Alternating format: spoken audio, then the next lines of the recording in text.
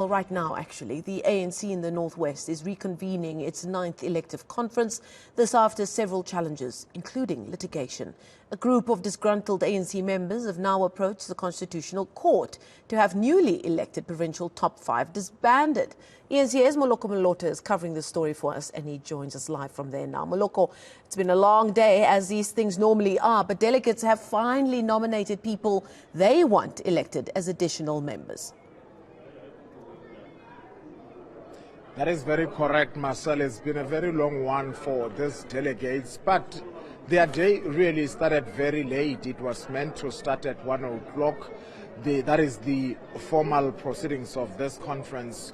However, it started around about 3 o'clock. And of course, they are here to finish the remaining work of this ongoing conference. You would recall 2 weeks back, they actually elected the top 5 leaders, and Nonomaloi emerged there as the chairperson of the ANC in the province. So today, they started with the nominations. As I'm speaking to you now, these delegates, they actually are in this plenary hall just on my left, and they have been nominating the names of people they want to be in the additional list so that they can constitute the Provincial Executive Committee. Well, the nominations actually, Marcel, started at the branch level, and there were only 17 people who met the threshold wherein they were duly nominated by more than 29 branches.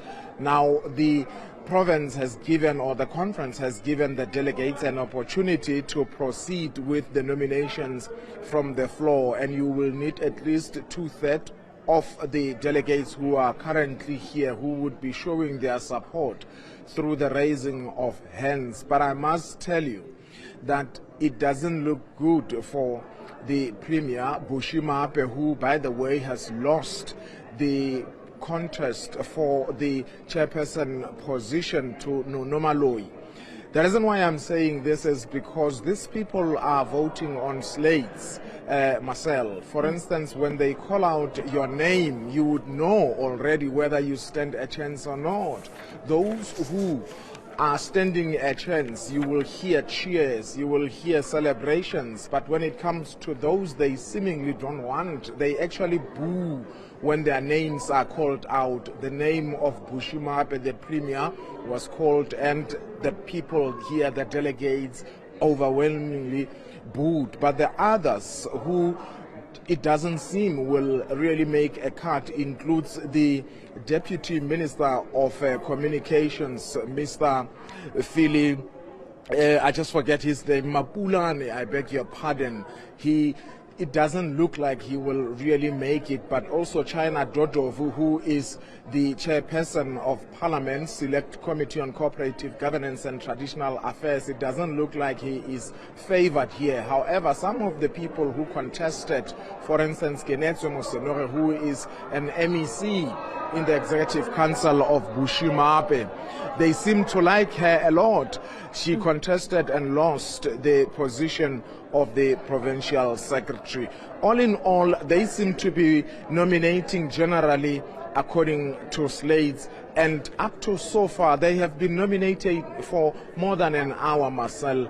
Not even a single person stood up when they nominated them to reject nomination, which is telling you that they all want to be leaders. But of course, there are people like Bitzaleng Kopane, who is the convener of the ANC Women's League, which is the position equivalent to that of provincial chairperson of the ANC Women's League.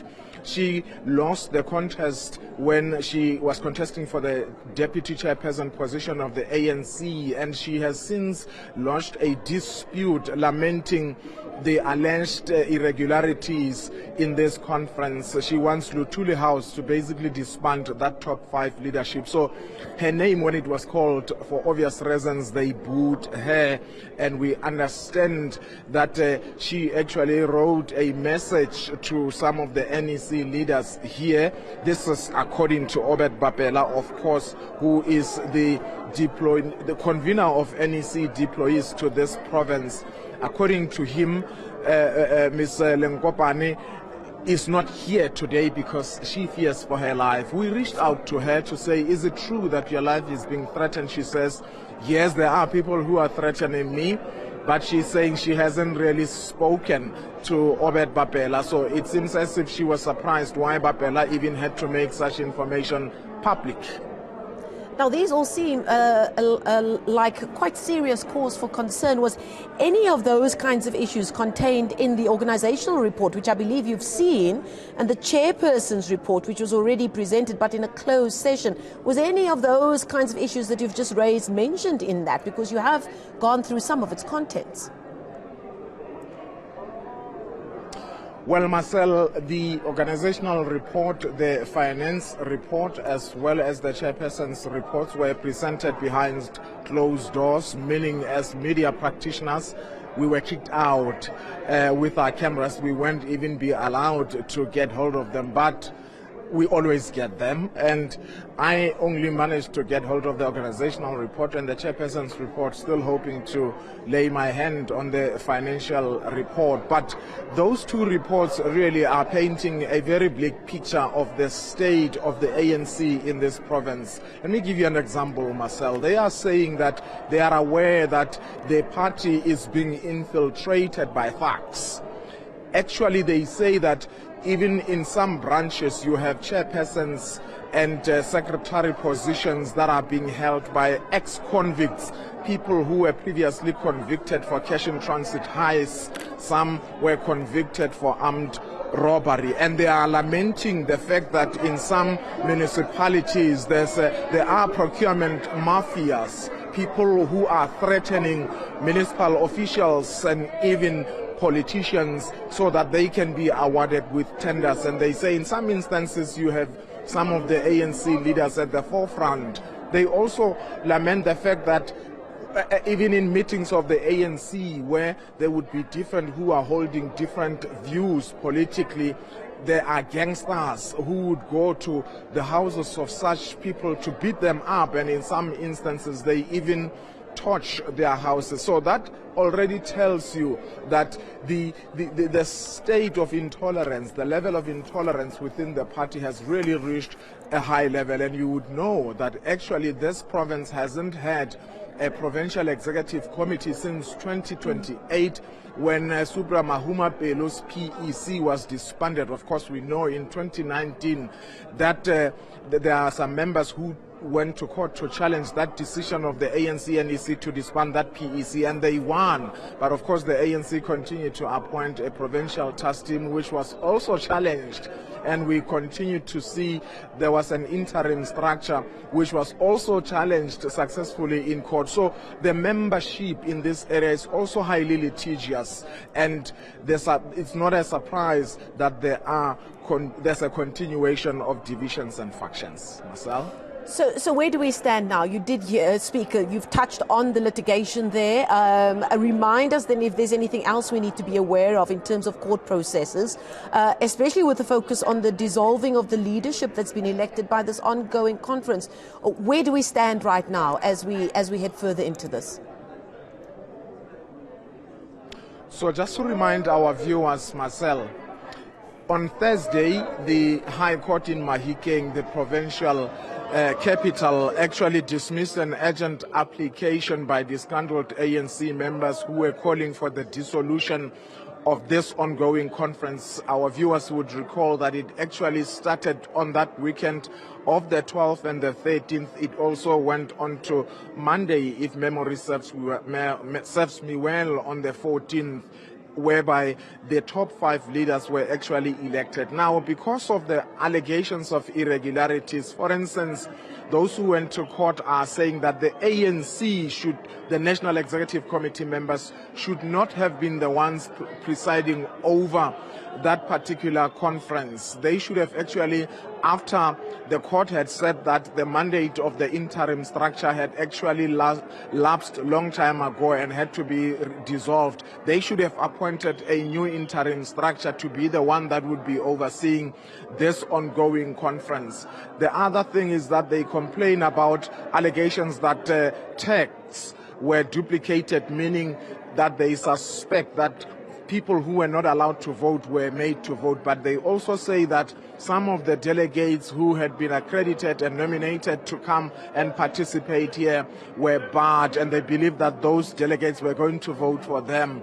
But also the other thing, they say that the credentials report, which really speaks to the legitimacy of this Congress, they say that it was adopted by a plenary, while some of the delegates who ought to have been there in that plenary were still registering to be part of the conference. So those issues, of course, they were before the High Court in Mahikeng, but the court really did not get into the merits of those allegations. Instead, it dismissed that application because they wanted it to be heard on urgent basis.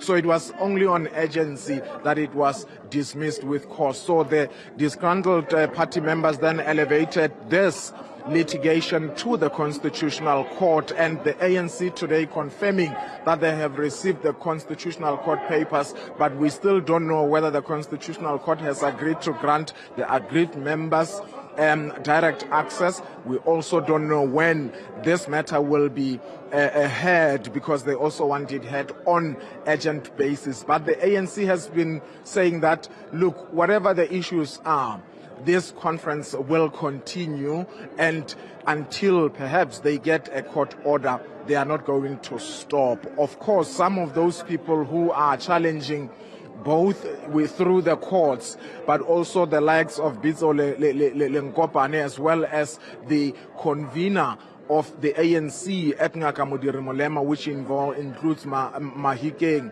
they are not here. These are the people who have lodged a separate dispute with Luthuli House, calling for the dissolution of the top 5 leaders of the ANC elected in this conference. And they basically say this is a crime scene. It should not be continuing, Marcel. Indeed, a long haul ahead. Thank you so much for keeping track of that for us. That's Moloko Moloto reporting to us live there from Rustenburg in the northwest.